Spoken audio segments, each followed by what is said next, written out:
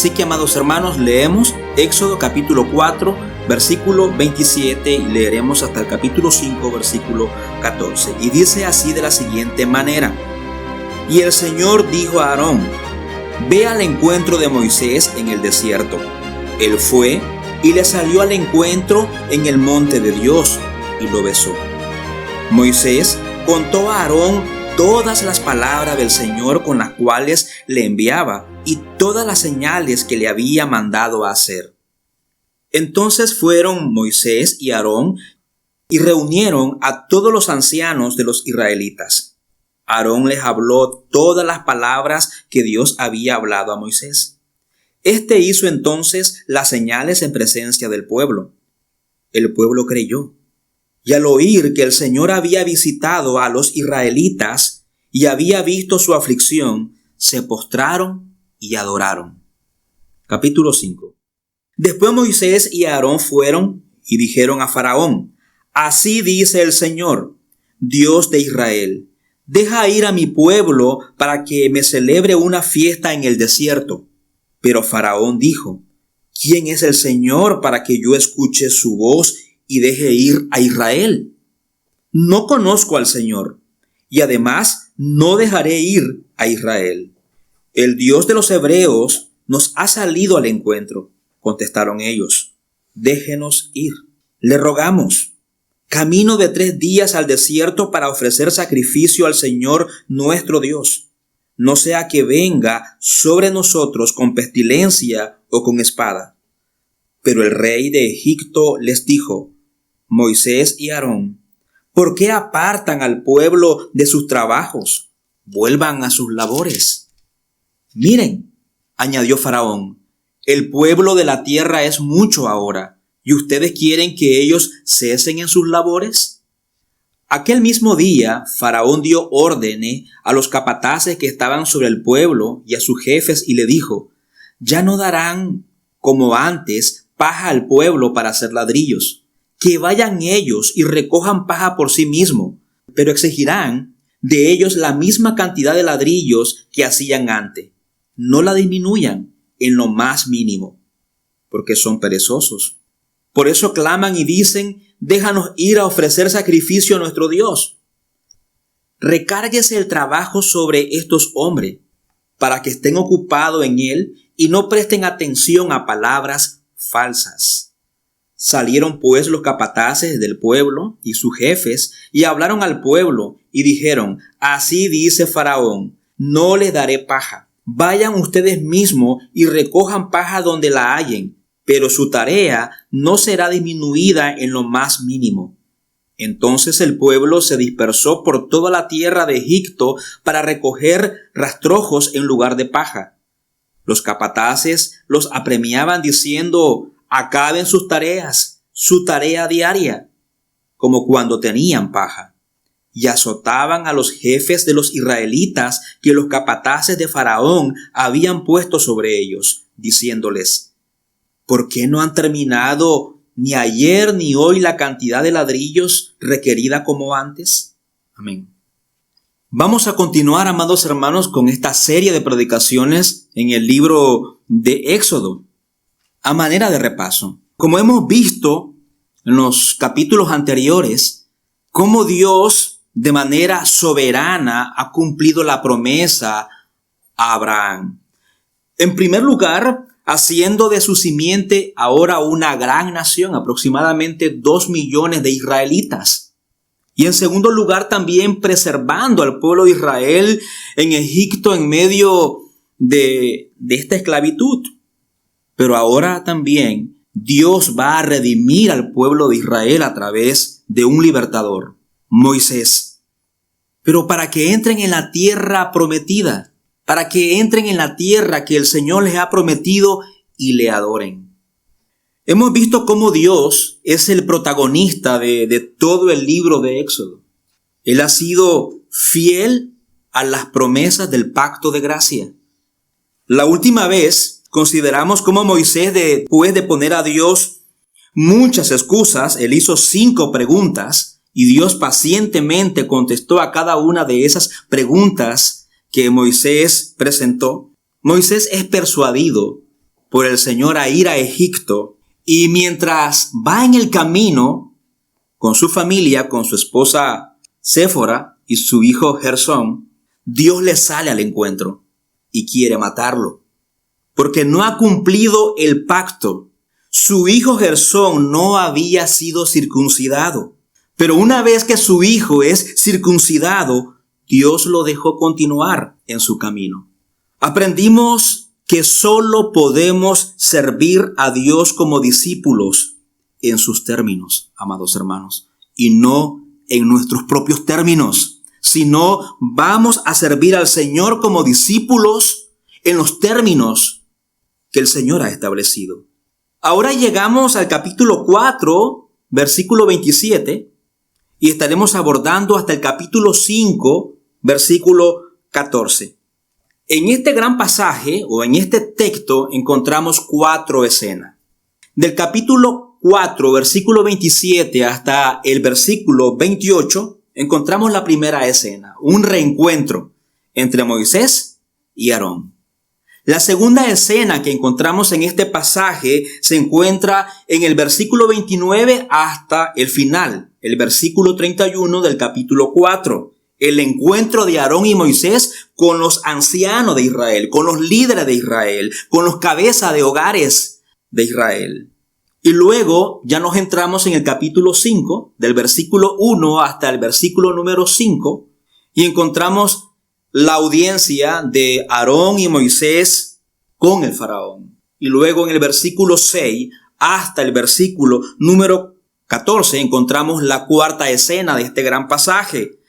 La reacción tiránica de Faraón ante la petición, no de Moisés, no de Aarón, sino ante la petición de Dios mismo.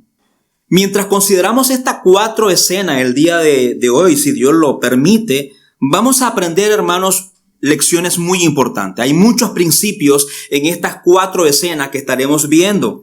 Estaremos viendo la soberanía de Dios, el cual es una enseñanza que está a lo largo de todo el libro de Éxodo. Seguimos reafirmando la soberanía de Dios sobre su pueblo. Él tiene el control completo de todas las cosas. También estaremos apreciando el carácter de la fe y también el carácter de la incredulidad.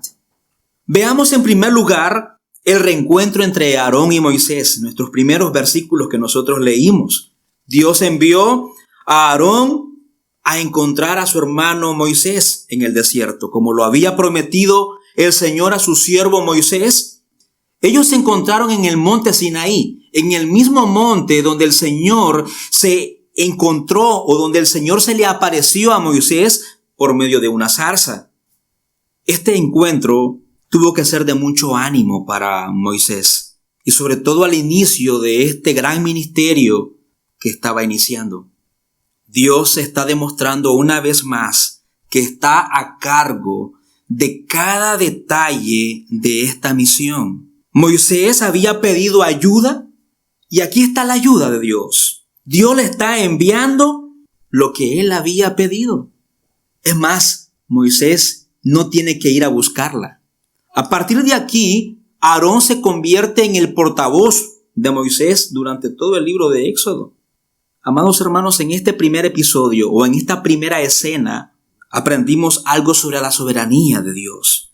Es muy alentador para nosotros como iglesia, amados hermanos, como hijos de Dios, reconocer al Señor en todos nuestros caminos y cómo Él está cuidando de cada detalle de nuestras vidas. De manera que nada ocurre en nuestras vidas por casualidad o por accidente. Recuérdalo, nada ocurre en tu vida por casualidad o por accidente.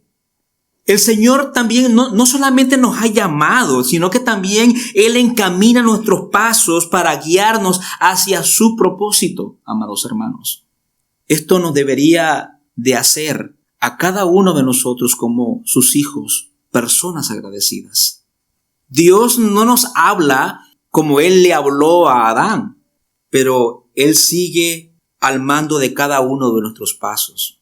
No sale al encuentro como lo hizo con Moisés y con otros grandes personajes de la Biblia, pero sí sale al encuentro muchas veces como un padre que ama a sus hijos para consolarnos, para animarnos, fortalecernos y también a veces para disciplinarnos. Otra cosa importante que aprendemos aquí es cómo Dios llama a Aarón para que Aarón esté bajo el liderazgo de su hermano menor. Moisés era hermano menor de Aarón. El texto nos dice que Aarón aceptó con gozo esta sumisión. Muy diferente a Moisés, ¿verdad? Moisés pone 5 excusas, se rehúsa a atender el llamado de Dios. Pero aunque la Biblia no nos dice cómo el Señor trató con Aarón, pero sí encontramos que Aarón aceptó el llamado de Dios. Y lo podemos ver que en primer lugar, cuando se encuentra con su hermano, lo besa. Y esto es como un gesto de sumisión, en cierta manera. Y en segundo lugar, él escucha lo que Moisés tenía que enseñarle atentamente. Moisés le enseña todas las palabras que el Señor le había dado y las señales que él había mandado hacer ahora en presencia de los ancianos de Israel y también delante de Faraón. Y Aarón cree. Aarón no sería el líder. Aquí el líder siempre es Moisés, pero aceptó con gozo el ser instrumento útil en las manos de Dios. Esto nos revela algo acerca del carácter, amados hermanos, el carácter de la fe verdadera en cada creyente, que cada creyente debe de evidenciar. Debemos de aceptar con gozo la palabra de Dios y debemos de someternos a la palabra de Dios de buena voluntad. En los siguientes versículos vemos la segunda escena. Moisés y Aarón ahora, según el orden de Dios, hablan con los ancianos de Israel. Estos ancianos eran los representantes de la familia de Israel, los líderes del pueblo. Y también vemos cómo Aarón es quien habla a los ancianos de Israel. Ahora Aarón es el portavoz de Moisés. Y él habla según las palabras que recibió de su hermano menor, Moisés. Y Moisés es quien hace las señales. Así nos dice la palabra del Señor. ¿Cuáles? Bueno, la vara que se convierte en serpiente, la mano leprosa, la sangre en el río Nilo. Amados hermanos, recordemos que Moisés estaba muy preocupado con este encuentro, con esta reunión que él iba a tener con los ancianos. Pero todo pasa según el plan de Dios, a medida que Moisés es obediente. Nuevamente vemos la soberanía de Dios, quien está obrando en el corazón del pueblo de Israel. Y el Señor inicia ablandando los corazones de estos ancianos a través de la aflicción, para que luego ellos puedan recibir con gozo las palabras y las señales de Moisés. Estos ancianos, líderes, estaban ansiando ser liberados del yugo de esclavitud de los egipcios. Los ancianos creen, dice la palabra del Señor, y adoran al Señor con gratitud, entendiendo que su liberación había comenzado, pues el Señor se acordó de ellos y está enviando a un Redentor para liberarle de su yugo pesado. En esta reunión con los ancianos de Israel también podemos apreciar podemos aprender otra enseñanza, y es acerca del carácter de la fe. Los ancianos de Israel, ellos responden con fe a la palabra de Dios que ha sido dada por medio de sus enviados, por medio de sus emisarios, y que esta palabra ha sido autenticada en este momento de la historia con señales. La fe, amados hermanos, descansa en la palabra. Una vez más, la fe descansa en la palabra solamente y se arraiga en la palabra. Romanos capítulo 10, versículo 17. El apóstol Pablo nos afirma este principio. Así que la fe viene del oír y el oír por la palabra de Cristo. Amados hermanos, las señales que presenciaron el pueblo de Israel fueron ofrecidas por Dios solo por la razón de su corazón endurecido.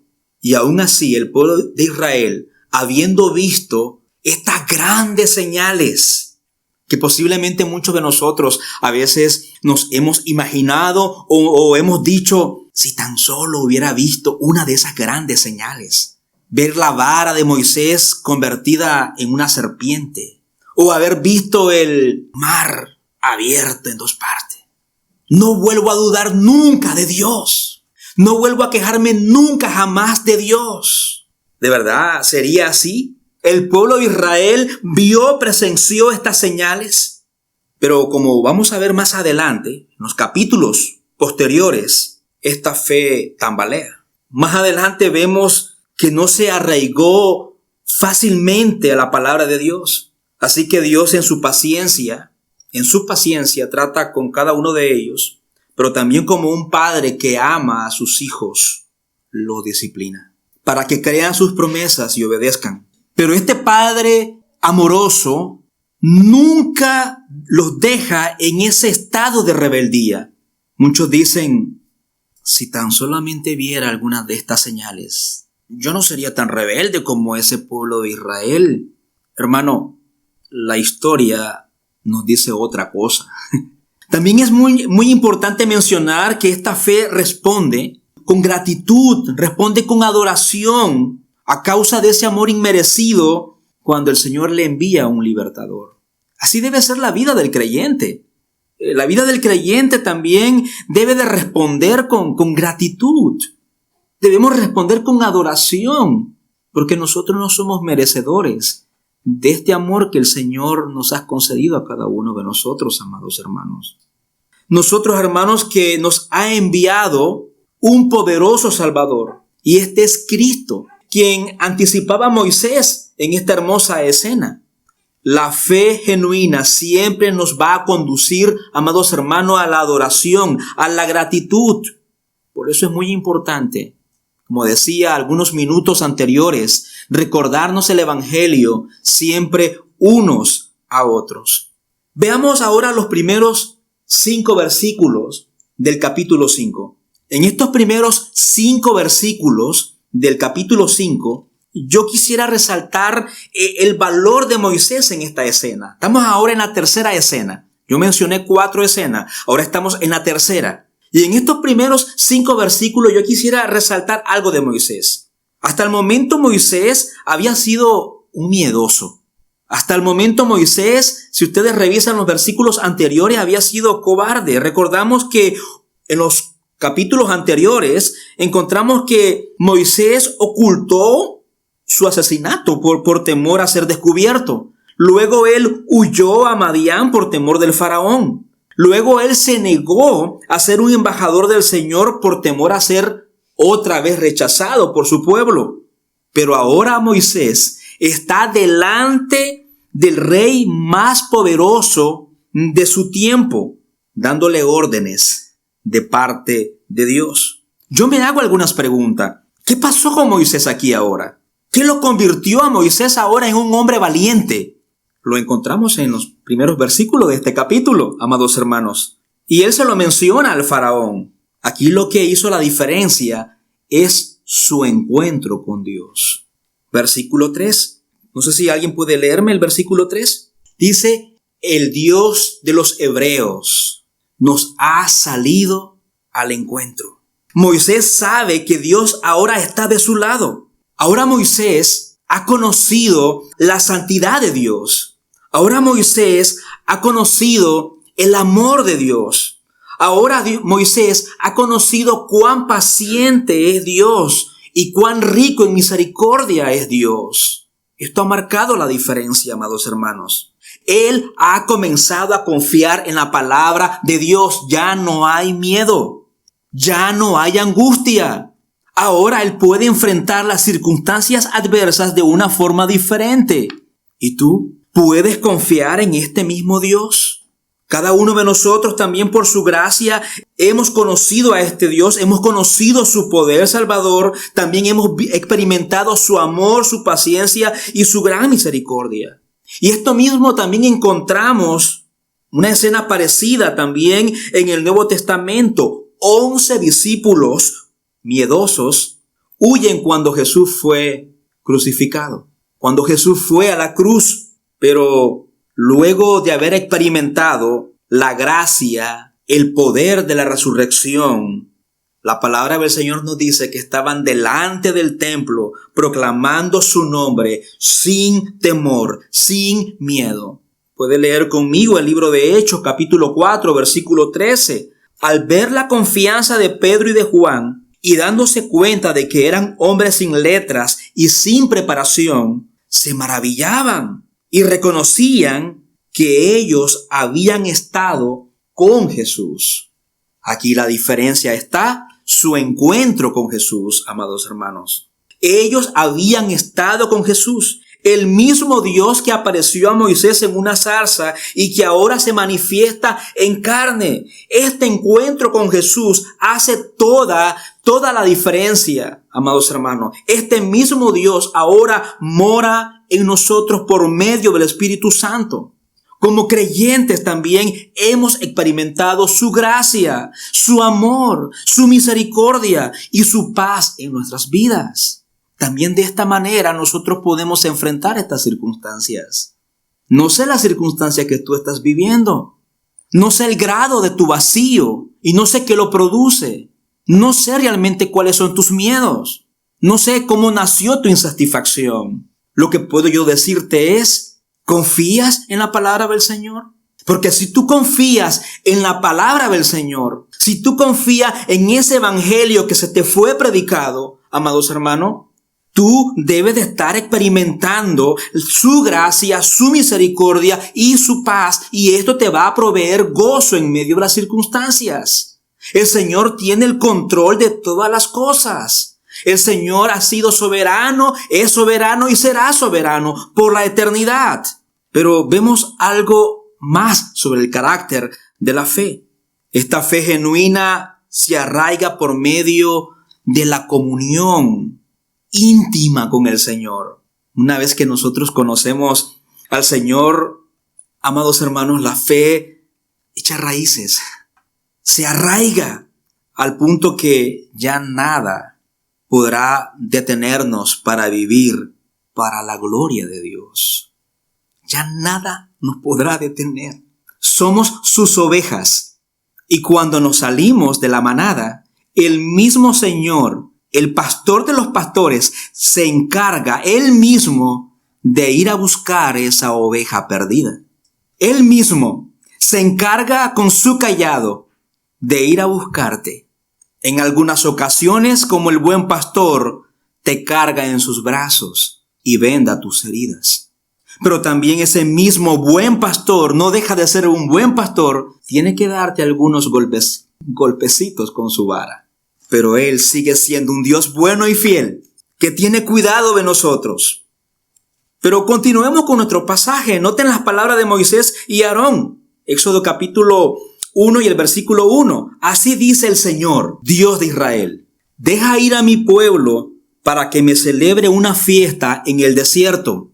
Estas son palabras clásicas con las que los profetas hablaban de parte de Dios. Faraón no era ningún tonto. Faraón entendió perfectamente que estas palabras venían de parte de un Dios que estaba llamando a su pueblo a adorarle. Lo que pasa es que Faraón también se creía Dios. Según la cultura egipcia, el faraón también era un dios soberano para ellos. Y este faraón responde desafiando a este Dios de dos maneras. Ustedes lo pueden leer en su Biblia. ¿Cuál es la pregunta que él hace? ¿Quién es Dios? Yo no reconozco a ese Dios, ni seguiré sus órdenes. Él entendió que ese Dios es el Dios de los hebreos, el Dios de Israel, pero él no quiere reconocer su autoridad. Y además cuestiona su palabra. ¿Quién es él para que oiga su voz? Y en Éxodo capítulo 5, siempre en el versículo 5, mire su Biblia, en el versículo 9, él está llamando al Señor mentiroso. Lea conmigo. Éxodo capítulo 5, versículo 9. Recárguese el trabajo sobre estos hombres para que estén ocupados en él y no presten atención a palabras falsas. En otras versiones dice a mentiras. Faraón dice que Dios es un mentiroso. Amados hermanos, ¿estas palabras no les suenan familiar? Génesis capítulo 3, versículo 1 al versículo 4. La serpiente era más astuta que cualquiera de los animales del campo que el Señor Dios había hecho. Y dijo a la mujer: ¿con qué Dios les ha dicho? ¿No comerán de ningún árbol del huerto? La mujer respondió a la serpiente: del fruto de los árboles del huerto podemos comer, pero del fruto del árbol que está en medio del huerto, Dios ha dicho, no comerán de él, ni tocarán para que no mueran. Y la serpiente dijo a la mujer: ciertamente no morirán. Amados hermanos, podemos decir que el faraón es un peón o un sirviente de la serpiente o de Satanás. A pesar de que Moisés le habla de que Dios les va a visitar con plagas y espada si ellos no están dispuestos a dejar ir al pueblo de Israel. Si el faraón no está dispuesto a oír a Dios, Dios los va a visitar con plagas y espada. Yo quiero resaltar algo, amados hermanos. Este faraón era un hombre muy orgulloso. El orgullo, la soberbia, la falta de sumisión a la palabra de Dios, es decir, obedecerla, representa más a Satanás que a Dios, pero para nada, en ningún momento representa a nuestro Padre Celestial, amado. Faraón dice: ¿quién es el Señor? En otras palabras, ¿quién es el único verdadero Dios que ustedes me están mencionando? ¿Quién es esa deidad suprema que tiene derecho de exigir elogios de todas las criaturas? Eso es lo que prácticamente Faraón está queriendo decir. Hermanos, el Señor es el Dios de Abraham, el Dios de Isaac, el Dios de Jacob. Él es Yahvé. Él es el gran yo soy. Él es tu Señor, el Señor eterno y autosuficiente. Él es el Padre de Israel, pero también tu Padre celestial. Y este Padre celestial te conoce de manera personal. Se preocupa por el sufrimiento de sus seres queridos, de sus hijos. Él es el Redentor del pueblo de Israel y también el Redentor de nuestras vidas. Él trae juicio sobre aquellos que no reconocen su autoridad. Así será al final de los tiempos. La otra manera en que Faraón desafía la autoridad de Dios es dándole órdenes a los capataces para recargar el trabajo al pueblo de Israel. Dios le dice que deje ir al pueblo de Israel para que vayan al desierto y le adoren. Faraón hace lo contrario. Le carga más trabajo al pueblo de Israel. Y él se impone como un Dios, y esa también es otra forma de desafiar a Dios. Eso lo podemos ver en Éxodo capítulo 5, versículo 2. ¿Qué dice el faraón? Tampoco dejaré ir a Israel. Algunos eruditos de la Biblia dicen que este es el negativo más fuerte posible que existe en hebreo. Lo menciona Faraón. Tampoco dejaré ir a Israel. Estas no son simples palabras las que el faraón pronunció, hermanos, delante de estos hombres. Esto será una batalla entre Dios y Satanás. Pero Satanás seguirá lamiendo el polvo hasta ser aplastada en la cabeza. Faraón también admite que es un incrédulo. Él ignora la identidad de Dios, habla de una manera sarcástica, de una manera burlona, quién es el Señor. Él no trata de averiguar quién es. Solo niega que Dios tenga cierto derecho sobre su vida. Así que él se pone en el lugar de Dios y él establece sus propias reglas del juego para los judíos. Amados hermanos, la incredulidad no es simplemente un problema intelectual como algunos lo quieren hacer ver. Es un problema espiritual que afecta tanto el corazón como a la mente. En el mismo libro de Éxodo capítulo 5 versículo 2, este faraón está desafiando a Dios, que dice no conocer a Dios. Él pone en duda su existencia y además no quiere servir a nadie más que a sí mismo. No tengo idea de quién es ese Dios. Yo no voy a servirle. Observamos que en este pasaje Faraón actúa de manera también perversa contra el pueblo de Israel. El faraón demostró hacia el pueblo de Israel un odio, un rechazo, un odio intenso, una crueldad hacia el pueblo de Israel. El faraón no se preocupa para nada por el bienestar de los demás. Es completamente egoísta. Piensa solamente en sí mismo, en su poder. Todo lo que le importa, lo que las otras personas pudieran hacer por él.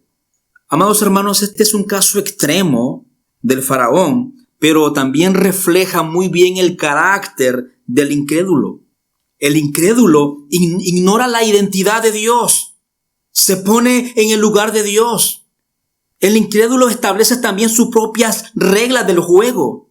También tiene supuestamente sus propias verdades absolutas. Y los demás tienen que aceptarlas. Esto es lo mismo que está pasando actualmente en muchos países al imponernos el matrimonio homosexual por encima de la autoridad de Dios. Ellos resisten la autoridad de Dios. Amados hermanos, cuando se trata de Cristo, cuando se trata de nuestra adoración a Dios, hay dos opciones. Fe, una fe valiente que va a obedecer al Señor, no importa las circunstancias, pero va a hacer la voluntad del Señor, va a adorar al Señor, o una incredulidad rebelde.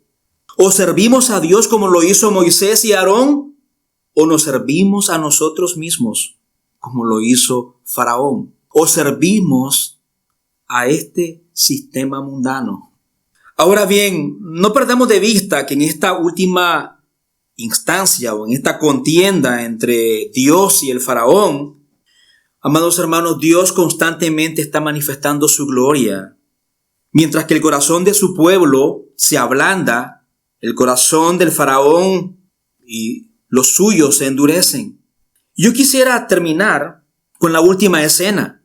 La última escena, esa reacción tiránica del Faraón que podemos ver en los últimos versículos. El Faraón busca cómo desacreditar a Dios. Trata de desmoralizar al pueblo de Israel. El propósito del Faraón es hacer que el pueblo de Israel desista de esa confianza que tiene en Dios. Y lo hace aplicando un trabajo más difícil para el pueblo de Israel. Ellos deben conseguir paja y al mismo tiempo deben cumplir con la misma cuota de ladrillos. Y los puso a trabajar sin descanso. Recordemos que Dios ya le había dicho a Moisés que esto iba a suceder. Pero Moisés pensó que posiblemente esto no iba a ser tan dramático, amado hermano. Queridos hermanos, con esta nueva circunstancia, la fe de Israel fue puesta a prueba. Ellos habían adorado a Dios con gozo al oír las noticias de que su liberación había comenzado. Pero su vida, cuando debería de haber sido mejor, empeoró. Su situación no mejoró, más bien empeoró dramáticamente. La pregunta es, en medio de esta situación ahora tan difícil, ¿seguirán creyendo que la palabra de Dios es verdadera? ¿Van a sentirse ellos tentados a desechar lo que Dios ha hablado? Ahora la prueba viene. La fe del pueblo de Israel es inestable, pero ellos necesitan estar arraigado a la palabra de Dios. Entonces el gran desafío para ellos es creer, confiar en Dios. Y esto es también lo que ocurre, amados hermanos, con nosotros mismos hoy día. En los capítulos 5 y el capítulo 6, donde Moisés y Aarón se acercan al Faraón para cumplir con su misión, aquí encontramos grandes principios. Encontramos un patrón muy importante, que todos aquellos que intentan obedecer a Dios, vamos a tener problemas. Si tú te ciñes a la palabra de Dios, vas a tener problemas. Seguro que muchas personas no te van a ver con buenos ojos. La obediencia al llamado de Dios no significa que todo será fácil. No sé si te han predicado otra cosa, amados hermanos, te han mentido. La obediencia al llamado de Dios no va a significar, amados hermanos, que todo será fácil. Puede significar dificultades, puede significar sufrimiento, persecución. Incluso puede haber momentos en los que tú mismo digas, ¿por qué, Señor, me está pasando esto a mí? Yo lo he dicho en muchas ocasiones. Cuando Moisés se reunió con Faraón y luego Moisés no tuvo éxito, en el versículo 22 del capítulo 5, Moisés pregunta, Señor, ¿por qué has causado problema a este pueblo? ¿Y por qué me enviaste a mí? Cuando Moisés decidió seguir a Dios, las cosas empeoraron. ¿Has sufrido alguna vez dificultades a pesar de tu obediencia a Dios? ¿Estás buscando seguir fielmente a Jesús? ¿Es fácil, hermano? ¿Verdad que no? Te quiero hacer otra pregunta.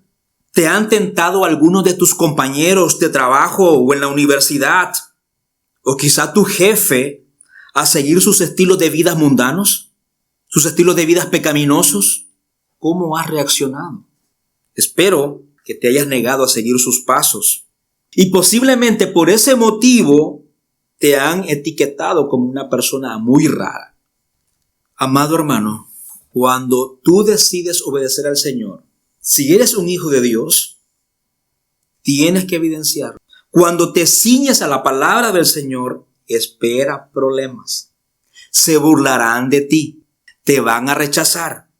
Sé que este sermón no solamente es para los que están aquí, también muchas personas lo van a escuchar. Voy a mencionar esto porque esto lo veo continuamente.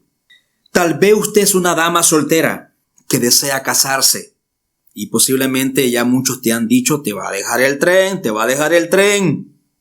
Pero como cristiana, como una hija de Dios, usted tiene estándares para un esposo basado en las Escrituras.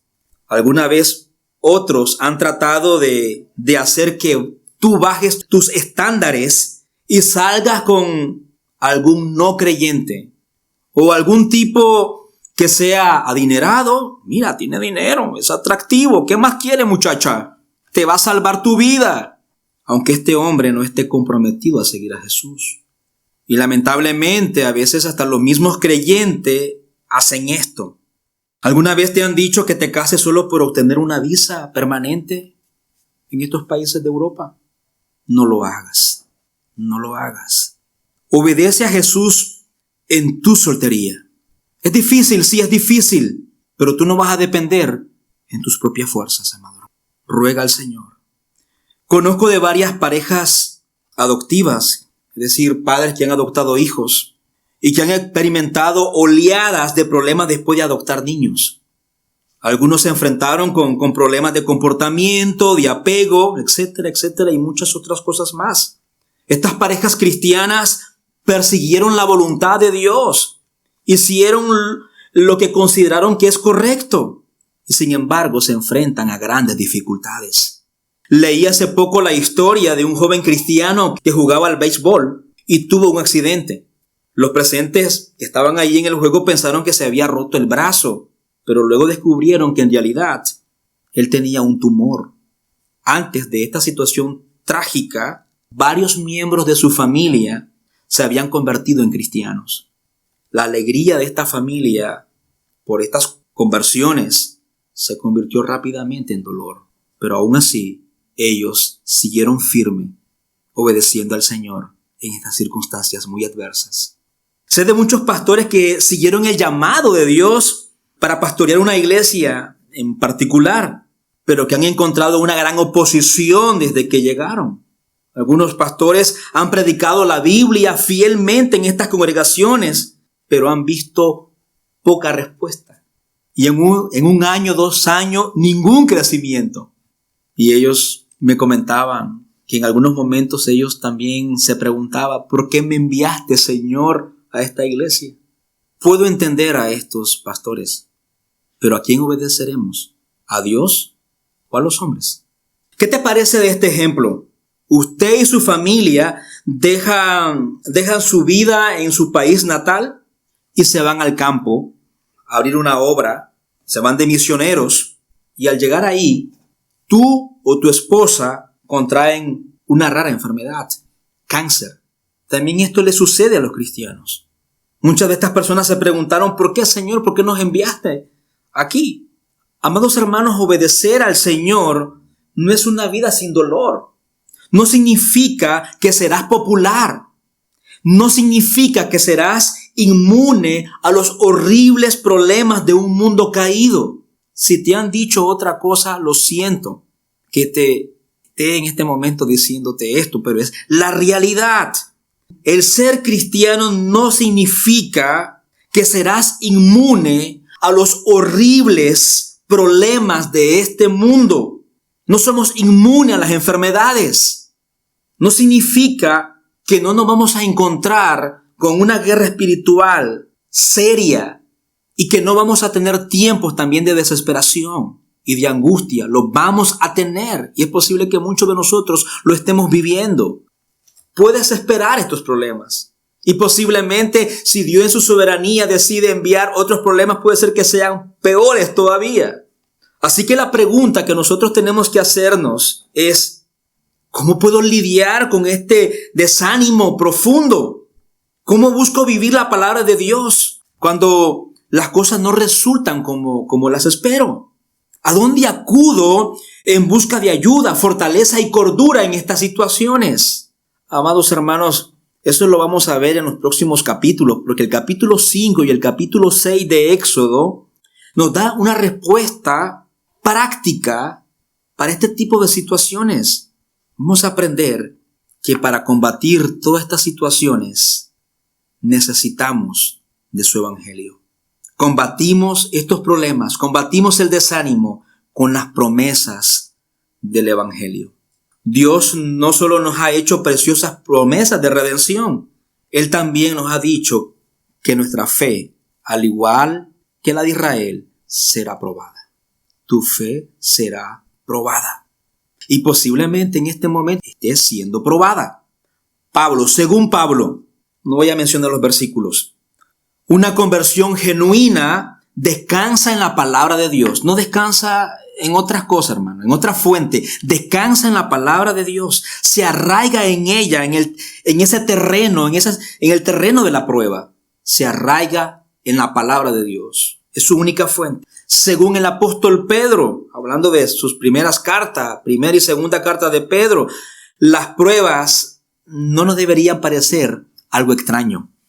No debe ser algo extraño en nuestra vida diaria, sino que debemos entender, hermanos, que hemos sido llamados a ser como Cristo, no solo en su carácter, sino también en sus padecimientos.